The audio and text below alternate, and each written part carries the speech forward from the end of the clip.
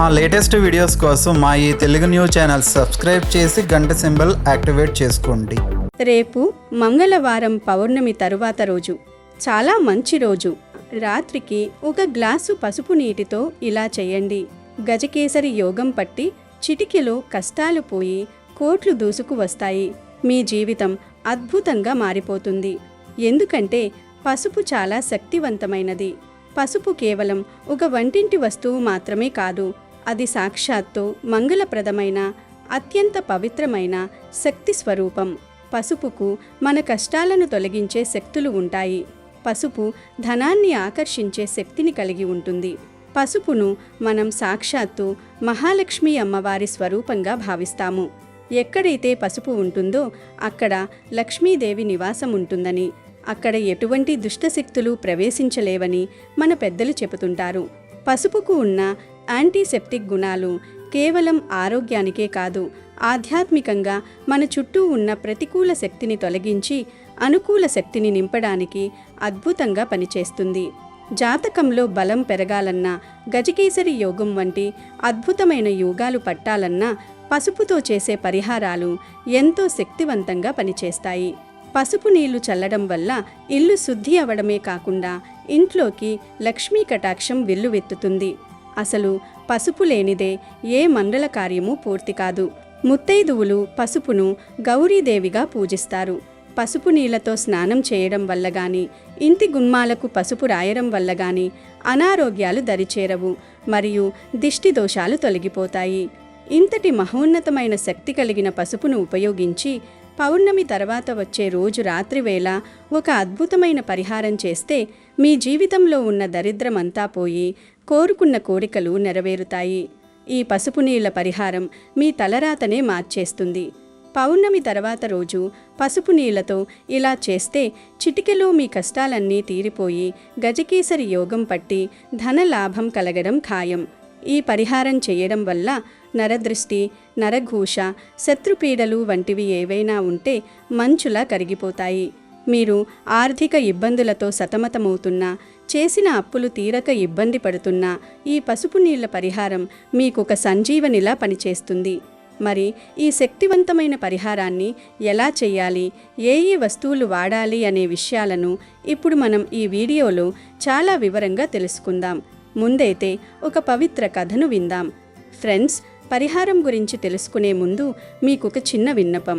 ఈ సమాచారం మీకు నచ్చినట్లయితే వెంటనే ఈ వీడియోను లైక్ చేయండి. అనగనగా ఒక దట్టమైన అడవిలో ఒక అందమైన చిలుక ఉండేది. ఆ చిలుక సామాన్యమైనది కాదు. పూర్వం అది ఒక గొప్ప మహర్షి ఆశ్రమంలో పెరిగింది. ఆ మహర్షి శిష్యులకు వేదాలు, పురాణాలు బోధిస్తున్నప్పుడు ఈ చిలుక శ్రద్ధగా విని అన్ని ధర్మ సూక్ష్మాలను నేర్చుకుంది. దురదృష్టవశాత్తు కాలక్రమేణా ఆ మహర్షి పరమపదించడంతో ఆ చిలుక ఒంటరిదై అడవిలోని ఇతర పక్షులతో కలిసి జీవించసాగింది. ఒకరోజు ఒక పేద మహిళ కట్టెల కోసం ఆ అడవిలోకి వచ్చింది. ఆమె చిరిగిన బట్టలతో నీరసంగా కనిపిస్తూ ఒక చెట్టు కింద కూర్చుని వెక్కి వెక్కి ఏడవసాగింది. అది చూసిన చిలుకకు జాలి వేసి ఆమె దగ్గరకు ఎగిరి వెళ్ళి, అమ్మా, ఎందుకు అంతలా బాధపడుతున్నావు? నీ కన్నీటికి కారణం ఏమిటి అని మృదువుగా అడిగింది. అప్పుడు ఆ మహిళ చిలుక మాట్లాడడం ఏమిటని ఆశ్చర్యపోయి తన దీనస్థితిని వివరించింది. ఓ పక్షిరాజమా, నా ఇంట్లో విపరీతమైన పేదరికం తాండవిస్తోంది. తినడానికి తిండి లేదు, కట్టుకోవడానికి బట్ట లేదు. ఎంత కష్టపడినా లక్ష్మీదేవి మా ఇంట్లో అడుగుపెట్టడం లేదు. నా రాత ఇంతేనేమో అని ఆవేదన చెందింది. అప్పుడు ఆ చిలుక తన జ్ఞానంతో ఆమెను ఓదారుస్తూ ఇలా అంది, అమ్మా, దిగులు పడకు. పూర్వం నేను మహర్షి దగ్గర ఉన్నప్పుడు ఆయన లక్ష్మీదేవి ఎటువంటి ఇళ్లలోకి వెళ్ళదు, ఎటువంటి స్త్రీలు ఉన్న చోట దరిద్రం తాండవిస్తుంది అనే విషయంపై ఒక రహస్యం చెప్పారు. ఆ విషయాలు తెలుసుకొని నీవు నడుచుకుంటే నీ కష్టాలు తీరుతాయి అని చెబుతూ చిలుక ఒక కథ చెప్పడం మొదలుపెట్టింది. ఫ్రెండ్స్, ముందైతే ఈ వీడియోకి తప్పకుండా ఒక చిన్న లైక్ కొట్టి కింద కామెంట్ సెక్షన్లో పూర్తి భక్తితో ఓం శ్రీ మహాలక్ష్మీదేవియై నమః అని కామెంట్ చేయండి. పూర్వం భూలోకంలో ఆనందపురం అనే ఒక చిన్న గ్రామం ఉండేది. ఆ గ్రామం పేరుకు తగ్గట్టుగానే ఎప్పుడూ పచ్చని పొలాలతో కలకలలాడే పాడి పంటలతో ఎంతో ఆహ్లాదకరంగా ఉండేది.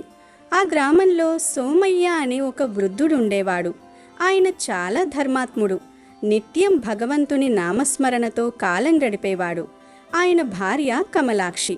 ఆమె సాక్షాత్తు ఆ గృహలక్ష్మి లాంటిది. ఆ దంపతులకు 4 కుమారులు, 4 కోడళ్ళు ఉండేవారు. వారంతా ఒకే ఇంట్లో కలిసిమెలిసి ఉండేవారు. అది ఒక పెద్ద ఉమ్మడి కుటుంబం. సోమయ్య కుటుంబం అంటే ఊరంతా ఎంతో గౌరవం. ఎంత సంపాదించినా గర్వం లేకుండా, అడిగిన వారికి లేదనకుండా దాన ధర్మాలు చేస్తూ, కష్టపడి పొలంలో పనిచేస్తూ ఉండేవారు. వారింటి ముందు ఎప్పుడూ పశువులు, ధాన్యపు గాదలు, అతిథి అభ్యాగతులతో ఆ ఇల్లు ఒక దేవాలయంలా ఉండేది. కానీ కాలచక్రం ఎప్పుడూ ఒకేలా ఉండదు కదా. ఒకసారి ఆ గ్రామాన్ని భయంకరమైన కరువు చుట్టుముట్టింది. మేఘాలు ఆకాశంలో కనిపిస్తున్నాయే తప్ప ఒక్క చుక్క వర్షం కూడా కురవడం లేదు. బావలు ఎండిపోయాయి, చెరువులు అడుగంటాయి. పచ్చని పొలాలన్నీ బీడు భూములుగా మారిపోయాయి. పశువులు తాగడానికి నీరు లేక, తినడానికి గడ్డి లేక అల్లాడిపోతున్నాయి. కేవలం ప్రకృతి వైపరీత్యమే కాకుండా ఆ ప్రాంతాన్ని పాలించే భూస్వామి విక్రమరాయుడి అణచివేత కూడా ప్రజలకు శాపంగా మారింది. అతను చాలా క్రూరుడు, ధనపిశాచి. కరువు వచ్చినా సరే తను ఇచ్చిన అప్పులకు వడ్డీలు వసూలు చేయడం మానలేదు. ప్రజల దగ్గర ఉన్న కొద్దిపాటి ధాన్యాన్ని కూడా బలవంతంగా లాక్కొని తన ధాన్యపు గదులకు తాళాలు వేసుకున్నాడు. సోమయ్య ఇంట్లో కూడా పరిస్థితి చాలా దారుణంగా తయారైంది. ఒకప్పుడు ధాన్యంతో తూలతూగిన ఆ ఇల్లు ఇప్పుడు ఆకలి కేకలతో నిండిపోయింది. తన కుమారులు, కోడళ్ళు, మనవళ్ళు ఆకలితో అలమటించడం చూసి కమలాక్షి గుండె తరుక్కుపోయింది. ఒకనాడు సాయంత్రం కమలాక్షి సోమయ్యతో ఎంతో ఆవేదనగా ఇలా అంది. అయ్యో దేవుడా, మన ఇల్లు ఎప్పుడూ ఎంత కళకళలాడుతూ ఉండేది. ఇప్పుడు చూస్తే తిండికి కూడా గింజలేదు. అందరూ ఆకలితో అల్లాడుతున్నారు. ఊర్లోని చిన్నపిల్లల ముఖాల్లో ఆకలి బాధ స్పష్టంగా కనిపిస్తోంది. ఇంత కష్టం ఎందుకొచ్చింది అని అడిగింది. అందుకు సోమయ్య నిట్టూరుస్తూ, సత్యవతి, నేను ఊరంతా తిరిగాను. ఏ ఒక్కరి దగ్గర కూడా ధాన్యం దొరకలేదు.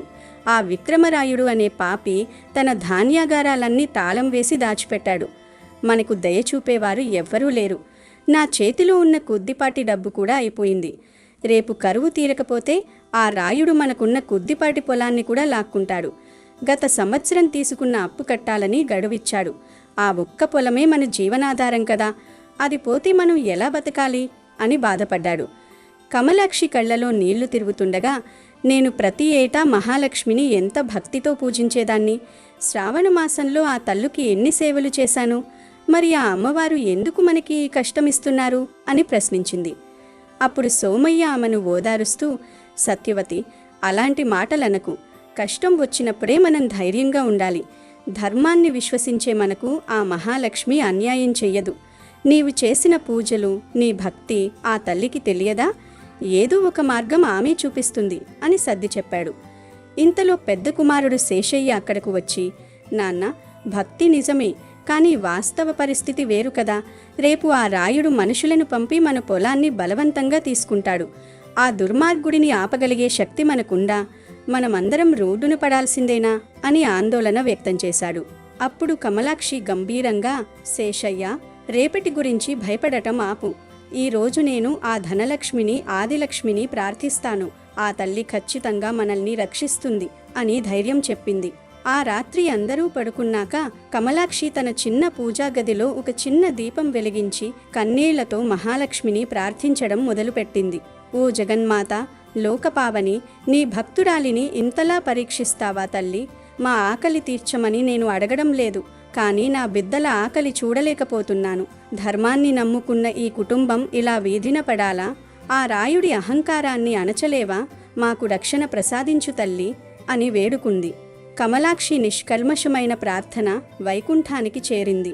అక్కడ క్షీరసాగరంలో మహాలక్ష్మి శ్రీమన్నారాయణుడి పాదాల దగ్గర కూర్చొని ఉంది. ఆమె ముఖం గంభీరంగా మారింది. అది గమనించిన విష్ణుమూర్తి, దేవి, నీ భక్తురాలు కమలాక్షి పడుతున్న కష్టం చూశావా? ఆమె ప్రార్థన ఎంత ఆర్తిగా ఉందో విన్నావా? నువ్వు భూలోకానికి వెళ్ళి వారికి సహాయం చేయాలి కదా అని నవ్వుతూ అన్నాడు. అప్పుడు మహాలక్ష్మి, స్వామి, నా భక్తురాలికి కష్టం వచ్చింది నిజమే, కానీ వారికి కేవలం ధనం ఇస్తే సరిపోదు. వారికి రక్షణతో పాటు ధర్మం పట్ల విశ్వాసం మరింత బలంగా పెరగాలి. లక్ష్మి అంటే కేవలం డబ్బు కాదు, అది సంస్కారం కూడా. మనిషికి తన శక్తిని ఎలా ఉపయోగించాలో, ఏ అలవాట్లు తనను అభివృద్ధి చేస్తాయో తెలియాలి. అందుకే నేనీసారి ఒక పరీక్ష పెట్టబోతున్నాను అని చెప్పింది. దానికి విష్ణుమూర్తి, నువ్వు ఏం చెయ్యాలనుకుంటున్నావో నాకు తెలుసు. నువ్వు ఒక యువతి రూపంలో వెళ్ళి ఆ కుటుంబం యొక్క దానగుణాన్ని పరీక్షిస్తావు కదా అన్నాడు. మహాలక్ష్మి అవునని తల ఊపి భూలోకానికి బయలుదేరింది. మరుసటి రోజు ఉదయం ఆనందపురంలో సూర్యోదయం అయ్యింది. కానీ సోమయ్య ఇంట్లో మాత్రం చీకటి అలుముకున్నట్లే ఉంది. విక్రమరాయుడు ఎప్పుడు వస్తాడో, పొలాన్ని ఎప్పుడు లాక్కుంటాడో అన్న భయం వారిని వెంటాడుతోంది. అప్పుడే ఆ ఇంటి ముందు సుమారు 20 ఏళ్ల వయసున్న ఒక యువతి వచ్చి నిలబడింది. ఆమె కట్టుకున్న చీర సామాన్యంగా ఉన్నా ఆమె ముఖంలో ఒక దివ్యమైన కాంతి ఉంది. ఆమె సోమయ్య ఇంటి గుమ్మం దగ్గరకు వచ్చి, అమ్మా, నేను చాలా దూరం నుంచి వస్తున్నాను. నాకు చాలా ఆకలిగా ఉంది. మీ ఇల్లు చాలా పెద్దదిగా ఉంది. ఇక్కడ నాకు ఏమైనా ఆహారం దొరుకుతుందని వచ్చాను. తినడానికి ఏమైనా ఇస్తారా అని అడిగింది. కమలాక్షి బయటకు వచ్చి ఆ యువతిని చూసి బాధపడింది. అయ్యో తల్లి, నువ్వు చూస్తే చాలా యోగ్యురాలిలా ఉన్నావు. కానీ నిజం చెప్పాలంటే మా ఇంట్లో ఈరోజు గింజ కూడా లేదు. ఊరంతా కరువుంది. నిన్నటి నుంచి మేము కూడా పస్తులే ఉన్నాం. నిన్ను ఖాళీ కడుపుతో పంపాల్సి వస్తున్నందుకు నన్ను క్షమించమ్మా అంది. ఆ యువతి నవ్వుతూ, తినడానికి ఏమీ లేదంటారా? మీ ఇంటి పెద్ద ధర్మబద్ధమైనవాడు కదా. మీ కుటుంబంలో గింజ లేకపోవడం ఎలా జరిగింది? ఇది నేను నమ్మలేకపోతున్నాను అంది. అప్పుడు సోమయ్య కూడా వచ్చి, అమ్మా, ఆమె సత్యమే చెబుతోంది. నీ ఆకలి నాకు తెలుసు, కానీ మా దగ్గర నిజంగా ఏమీ లేదు. ఇంకొకరి ఇంటికి వెళ్ళి అడుగు అన్నాడు. కానీ ఆ యువతి అక్కడే ఆగి, మీ దగ్గర ఏమీ లేదని మీరంటున్నారు, కానీ మీ పూజా గదిలో నిన్న లక్ష్మీదేవికి పెట్టిన నైవేద్యం, ఒక చిన్న గిన్నెలో పప్పు పూర్ణం కొద్దిగా మిగిలింది కదా. నా ఆకలికి అది సరిపోతుంది. నాకు అదే ఇవ్వండి అంది. కుటుంబం అంతా ఆశ్చర్యంతో ఒకరి ముఖం ఒకరు చూసుకున్నారు. ఆ యువతికి పూజా గదిలో ఉన్న ఆ చిన్న ప్రసాదం విషయం ఎలా తెలిసిందో ఎవ్వరికీ అర్థం కాలేదు. కమలాక్షి వెంటనే లోపలికి వెళ్ళి చూస్తే నిజంగానే ఒక మూలన చిన్న గిన్నెలో కొద్దిగా ప్రసాదముంది. అది తెచ్చి ఆ యువతికి ఇచ్చింది. ఆమె దాన్ని ఎంతో ఇష్టంగా తిని, ధన్యవాదాలమ్మా, ఇప్పుడు నా ఆకలి తీరింది. కానీ నాకొక కోరిక ఉంది. మీ పెద్ద కొడుకు శేషయ్యను ఒకసారి పిలవండి అంది. శేషయ్య ముందుకు వచ్చి, చెప్పమ్మా, నేనే శేషయ్యని, నీకింకేం కావాలి అని అడిగాడు. ఆ యువతి అతని కళ్ళలోటి చూస్తూ, నీవు నీ కుటుంబాన్ని బతికించడానికి మీ నాన్న తీసుకున్న అప్పు గురించి చాలా చింతిస్తున్నావు కదా, నాకేమైనా సాయం చేస్తావా అని అడిగింది. శేషయ్య నవ్వి, అమ్మా, నీకే సాయం చేయగలిగే స్థితిలో నేనుంటే మా కుటుంబం ఇంత దీనంగా ఉండేది కాదు.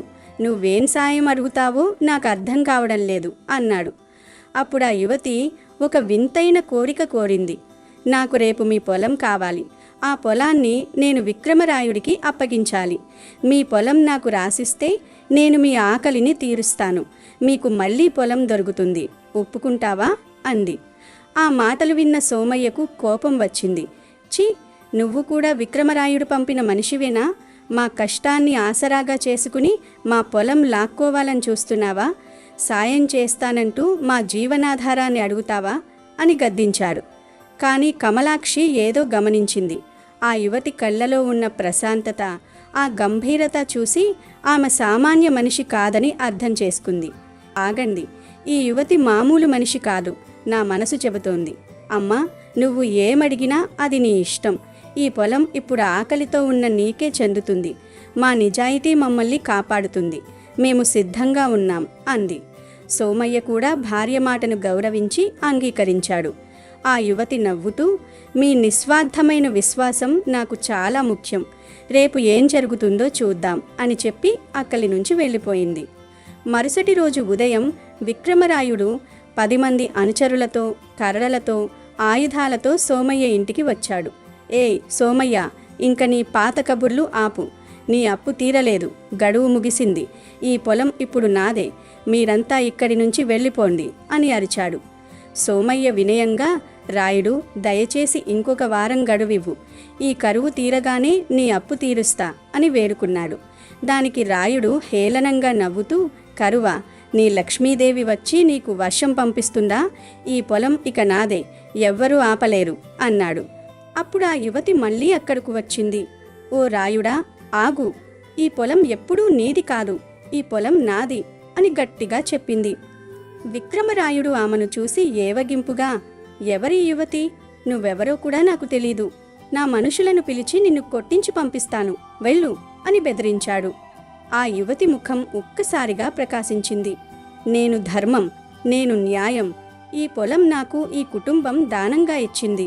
నువ్వు వీరి పొలాన్ని ఎలా లాక్కుంటావో నేను చూస్తాను అంది. రాయుడు కోపంతో తన మనుషులను ఆమె పైకి పంపాడు. వారు దగ్గరకు రాగానే ఆ యువతి ఒక్కసారిగా తన దివ్య రూపాన్ని ప్రకటించింది.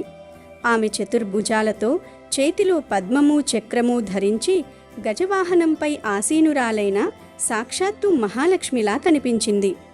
ఆ దివ్యకాంతికి ఊరంతా వెలిగిపోయింది. ఓ దుర్మార్గుడా, అహంకారంతో ఈ ఊరిని పీడిస్తున్నావు. నీ గర్వం ఈ రోజుతో అంతమవుతుంది. లక్ష్మి అంటే కేవలం ధనం కాదు, అది ఇచ్చే గుణం. నువ్వు సంపాదించినది అంతా ఇతరుల రక్తాన్ని పీల్చింది. నిన్ను క్షమించే ప్రసక్తే లేదు అని గర్జించింది. విక్రమరాయుడు మరియు అతని అనుచరులు ఆ దివ్య రూపాన్ని చూసి భయంతో వణికిపోయారు. వారి ఆయుధాలు నేలరాలాయి. ఆకాశంలో ఒక్కసారిగా మేఘాలు కమ్మేశాయి. భయంకరమైన గర్జన వినిపించింది. కానీ ఆశ్చర్యకరంగా కేవలం ఆనందపురంలో, ముఖ్యంగా సోమయ్య పొలంలో మాత్రమే కుంభవృష్టిగా వర్షం కురవడం మొదలైంది. ఒక్క క్షణంలో కరువు తీరిపోయింది. భూమి పులకించిపోయింది. రాయుడు భయంతో ఆమె పాదాలపై పడి, అమ్మా, క్షమించండి, నన్ను క్షమించండి. మీరు మహాలక్ష్మి అని గుర్తించలేదు. నా గర్వాన్ని క్షమించండి అని వేడుకున్నాడు. అప్పుడు మహాలక్ష్మి ప్రశాంతంగా, నీకు క్షమ కావాలంటే నువ్వు ఇప్పటి వరకు ఎవరెవరి దగ్గర ఏమేమి లాక్కున్నావో అవన్నీ తిరిగి ఇచ్చేయాలి. ఈ కుటుంబానికి చేసిన అప్పును కొట్టేసి నీ ధాన్యపు గాదెలను ప్రజల కోసం తెరవాలి, లేదంటే నా ఉగ్రరూపానికి బలైపోతావు అని హెచ్చరించింది. రాయుడు వెంటనే ఒప్పుకున్నాడు. అప్పుడు మహాలక్ష్మి కమలాక్షి, సోమయ్యల వైపు తిరిగి, కమలాక్షి, సోమయ్య, మీ విశ్వాసం గెలిచింది. ఈ పొలం మీకే చెందుతుంది. మీరు ఆకలితో ఉన్నా సరే ధైర్యంతో దానం చేశారు కాబట్టి ఈ పొలంలో 1,000,000 రెట్ల ధాన్యం పండుతుంది. నా ఆశీస్సులు ఎప్పుడూ మీపై ఉంటాయి అని చెప్పింది. సోమయ్య కుటుంబం అంతా ఆ తల్లి పాదాలకు నమస్కరించారు. లక్ష్మీదేవి తిరిగి వైకుంఠానికి తిరిగి ప్రయాణం కాబోయింది. ఇంతలో సోమయ్య, అమ్మా, ఒక్కసారి ఆగండి అని అమ్మవారిని పిలిచాడు. ఏంటి సోమయ్య అని లక్ష్మీదేవి అడిగింది. అప్పుడు సోమయ్య తన మనసులో ఉన్న ఒక సందేహాన్ని ఎంతో వినయంగా అడిగాడు. తల్లి జగన్మాత, నీవు కరుణామయివి, కానీ మాకొక విషయం తెలియచేయాలి. చాలా ఇళ్లలో స్త్రీలు ఎంతో కష్టపడుతుంటారు, పూజలు చేస్తుంటారు. కానీ ఆ ఇల్లు ఎప్పుడూ పేదరికంతోనే ఎందుకు మగ్గిపోతాయి? ఎటువంటి స్త్రీలు ఉన్న ఇంట్లోకి నువ్వు అస్సలు రావు తల్లి. ఎటువంటి అలవాట్లు ఉన్న చోట దరిద్రదేవత నివసిస్తుందో మాకు వివరించు తల్లి. తద్వారా లోకానికి ఒక మంచి సందేశం అందుతుంది అని ప్రార్థించాడు. సోమయ్య అడిగిన ఆ ప్రశ్నకు మహాలక్ష్మి చిరునవ్వు చిందిస్తూ, సోమయ్య, చాలా మంచి ప్రశ్న అడిగావు. ధనం ఉండటం ముఖ్యం కాదు, అది నిలబడటం ముఖ్యం. ఏ ఇంట్లో అయితే స్త్రీలు ఈ 4 రకాల అలవాట్లు కలిగి ఉంటారో అక్కడ నేను క్షణం కూడా ఉండను. ఆ 4 రకాల స్త్రీల గురించి చెబుతాను, జాగ్రత్తగా విను అని వివరించడం మొదలుపెట్టింది. మొదటిగా, ఏ స్త్రీ అయితే ఇంట్లో శుచి శుభ్రత పాటించదో ఆ ఇంట్లో నేను ఉండలేను. ఏ ఇంట్లో అయితే స్త్రీలు శుచి మరియు శుభ్రత అనే 2 ప్రధాన సూత్రాలను విస్మరిస్తారో అక్కడ నేను నిలవలేను. మొదటగా శుచి గురించి చెబుతాను, విను. చాలామంది శుచి అంటే కేవలం స్నానం చేసి బాహ్యంగా శుభ్రపడటం అనుకుంటారు. కానీ అది కేవలం శారీరకమైనది మాత్రమే. నిజమైన శుచి అంతరంగికమైన పవిత్రతలో ఉంటుంది. స్త్రీ మనస్సు ఒక స్వచ్ఛమైన గంగానదిలా ఉండాలి. ఎప్పుడైతే ఆ మనస్సులో ఇతరుల పట్ల ద్వేషం, ఇరుగు పొరుగు వారి ఎదుగుదలను చూసి అసూయపడటం, ఇతరుల గురించి లేనిపోని కట్టుకథలు అల్లడం లేదా మనస్సులో పగను పెంచుకోవడం వంటి కలుషితమైన ఆలోచనలు చేరతాయో అప్పుడు ఆ మనస్సు అపవిత్రమవుతుంది. ఇతరుల నాశనాన్ని కోరుకునే మనస్సు ఉన్న చోట, నిరంతరం అసంతృప్తితో రగిలిపోయే స్త్రీ ఉన్న చోట నేను ఒక్క క్షణం కూడా నిలవలేను. మనస్సు నిర్మలంగా, ప్రశాంతంగా ఉన్నప్పుడే అక్కడ దైవత్వం ప్రతిబింబిస్తుంది. ఇక రెండోది శుభ్రత. ఇది భౌతికమైన పరిసరాలకు సంబంధించింది. ఇల్లు అనేది కేవలం మనుషులు నివసించే కట్టడం కాదు, అది ఒక దేవాలయం. ఏ ఇంట్లో అయితే మూల మూలలా దుమ్ము ధూళి పేరుకుపోయి ఉంటుందో, ఎక్కడ చూసినా బూజు పట్టి చీకటిగా అపవిత్రంగా కనిపిస్తుందో, వస్తువులు ఉండాల్సిన చోట ఉండకుండా ఇల్లంతా చిందరవందరగా పడి ఉంటాయో అటువంటి గృహం అలక్ష్మికి నివాసంగా మారుతుంది.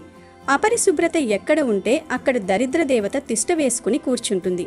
అలాగే గృహలక్ష్మిగా పిలువబడే స్త్రీ తన శరీరాన్ని కూడా అశ్రద్ధ చేయకూడదు. రోజంతా బద్ధకంతో స్నానం చేయకుండా ఉండటం, మాసిన బట్టలు ధరించడం, తల దువ్వుకోకుండా విరబోసుకుని ఉండటం వంటివి దరిద్రానికి సంకేతాలు. మురికిగా ఉండే స్త్రీ తన ఇల్లును ఎప్పటికీ పవిత్రంగా ఉంచలేదు. స్త్రీ ఎప్పుడూ కాంతివంతంగా, శుభ్రమైన వస్త్రధారణతో, చిరునవ్వుతో ఉండాలి. ఎక్కడైతే ఇల్లు అద్దంలా మెరిసిపోతూ, మనస్సు కుందనపు బొమ్మలా స్వచ్ఛంగా ఉంటుందో అటువంటి ఇంటిని వెతుక్కుంటూ నేను స్వయంగా వస్తాను. ఇక రెండవ స్త్రీ పాలను వృధా చేసే స్త్రీ. పాలు అంటే అది సాక్షాత్తు నా స్వరూపం, అది అమృతంతో సమానం. ఏ ఇంట్లో అయితే పాలు పొంగి కింద పడిపోతాయో లేదా పాలను నిర్లక్ష్యంగా వృధా చేస్తారో ఆ ఇంట్లో నేను ఉండను. చాలామంది పాలను లేదా టీని, కాఫీని గ్లాసులో పోసుకుని తాగి లాస్టులో కొన్ని పాలను వదిలేసి పారబోసేస్తారు. కానీ అలా అస్సలు చేయకూడదు. పాలను గౌరవించని చోట ధనధాన్యాలు ఉండవు. పాడి ఆవులను హింసించే చోట లేదా పాలను అమర్యాదగా చూసే స్త్రీ ఉన్న ఇంట్లో దరిద్ర దేవత నివాసం ఉంటుంది. మూడవ స్త్రీ గుమ్మం దగ్గర చేయకూడని పనులు చేసే స్త్రీ. ఇంటి గుమ్మం అంటే అది గృహలక్ష్మికి ప్రవేశద్వారం. ఏ స్త్రీ అయితే గుమ్మం మీద కూర్చుని ఆహారం తింటుందో, గుమ్మం మీద తలదువ్వుకుంటుందో, గుమ్మం ముందు చెప్పులను ఉంచుతుందో, గుమ్మం మీద కూర్చుని పూలమాలలు కడుతుందో, గుమ్మం మీద తలపెట్టి పడుకుని ఉంటుందో లేదా సంధ్యా సమయంలో గుమ్మం దగ్గర ఏడుస్తూ కూర్చుంటుందో అటువంటి ఇంటి వైపు నేను కన్నెత్తి కూడా చూడను. గుమ్మం దగ్గర చెత్త వేయడం, గుమ్మం దగ్గర నిలబడి ఇతరులను దూషించడం వంటివి చేసే స్త్రీలు ఉన్న చోట అశాంతి ఉంటుంది. సంధ్యా సమయంలో దీపం వెలిగించకుండా గుమ్మం దగ్గర కబుర్లు చెప్పుకునే స్త్రీ ఉన్న ఇంట్లో సంపద హరించుకుపోతుంది.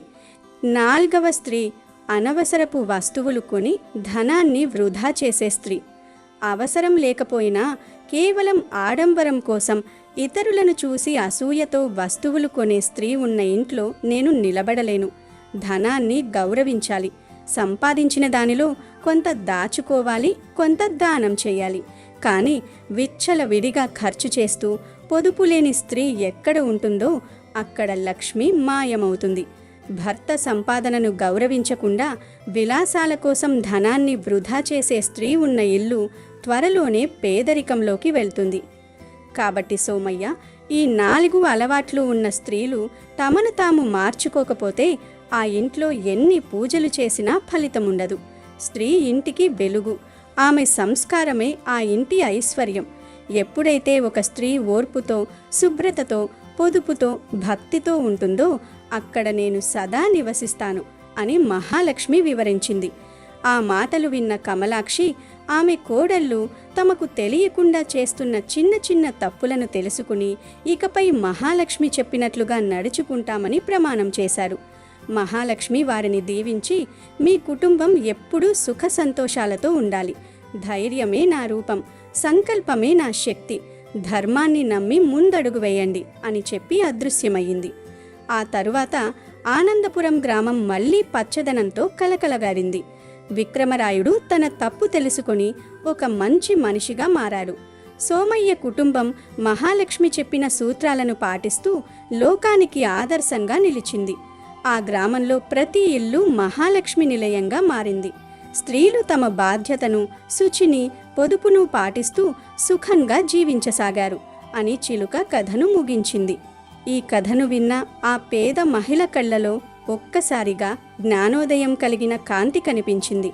అప్పుడా చిలుక ఆమె వైపు చూస్తూ ఇలా అంది, చూసావా అమ్మా, సాక్షాత్తు ఆ మహాలక్ష్మీదేవి చెప్పిన ఈ విషయాల్లో దాగి ఉన్న అంతరార్థం ఏమిటో గ్రహించావా?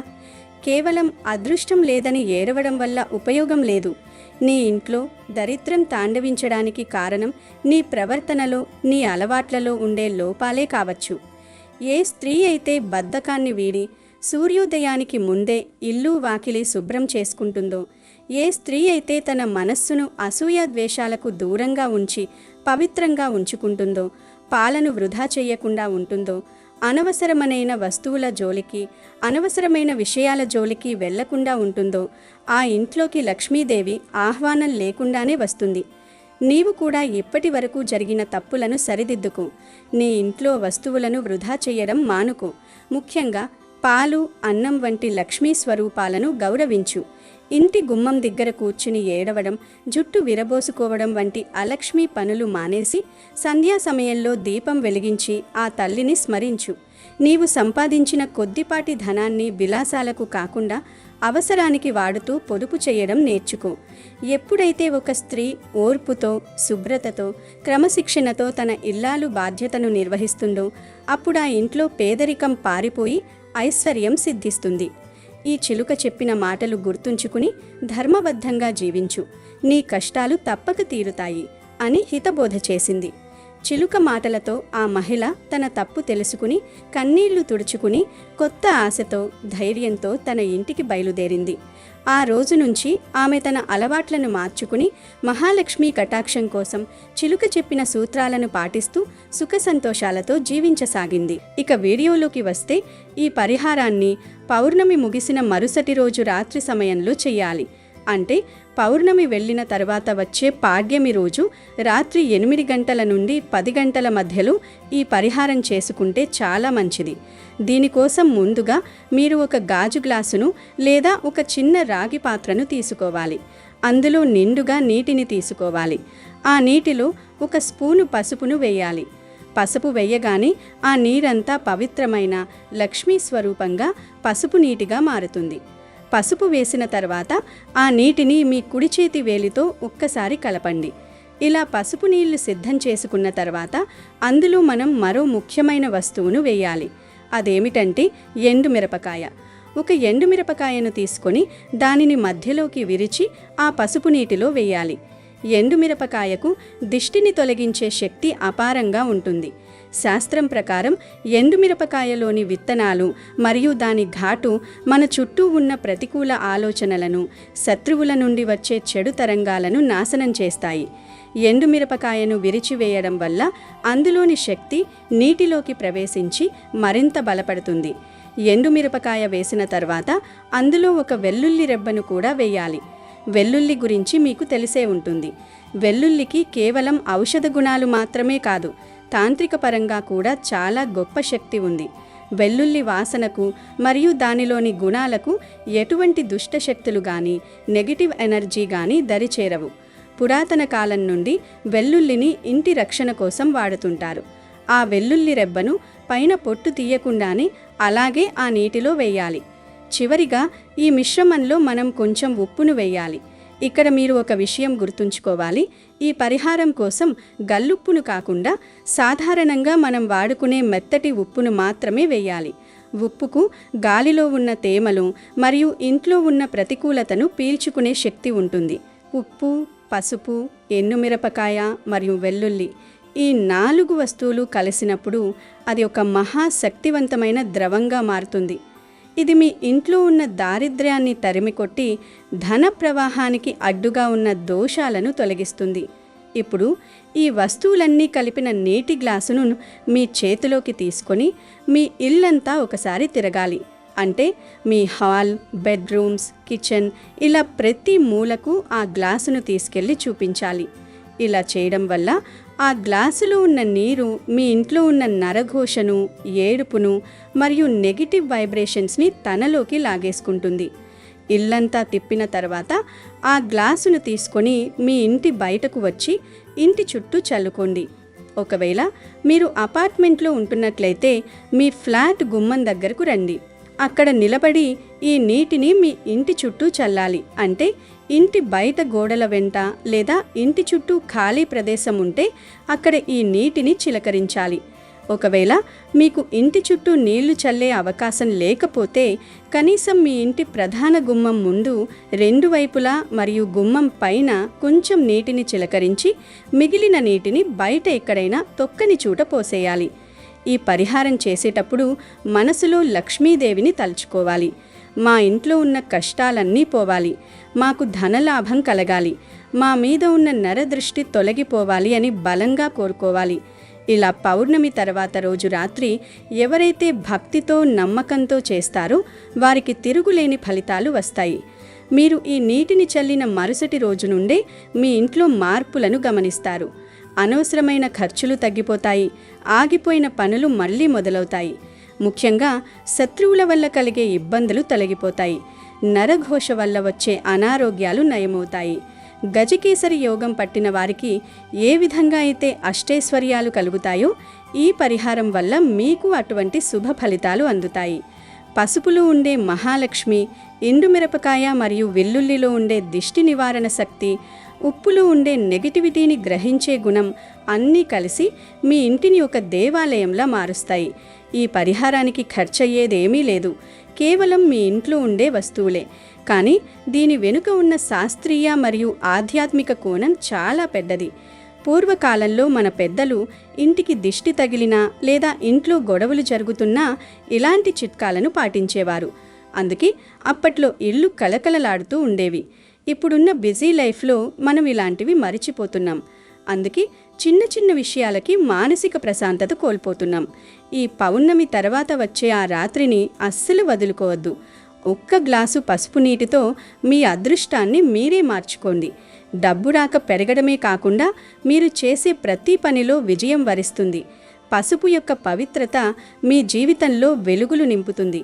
ఈ పరిహారం పట్ల ఎటువంటి సందేహాలు పెట్టుకోకుండా పరిపూర్ణమైన నమ్మకంతో చేయండి. ఫలితం ఖచ్చితంగా మీ తలుపు తడుతుంది. ధనలాభం కలగడం అనేది ఒక ఎత్తైతే, మనశ్శాంతి కలగడం మరియు శత్రుభయం పోవడం అనేది మరో ఎత్తు. ఈ పరిహారం ఆ రెండింటినీ మీకు ప్రసాదిస్తుంది. కాబట్టి అందరూ తప్పకుండా ఈ పౌర్ణమి తర్వాత రోజు రాత్రి ఈ పసుపు నీళ్ల పరిహారాన్ని పాటించి శుభ ఫలితాలను పొంది సంతోషంగా జీవించండి. అమెజాన్లో బెస్ట్ డిస్కౌంట్స్ కోసం వీడియో డిస్క్రిప్షన్లో లింకు ఉంది, చూడండి. అలాగే మా టెలిగ్రామ్ ఛానల్ సబ్స్క్రైబ్ చేసుకోండి.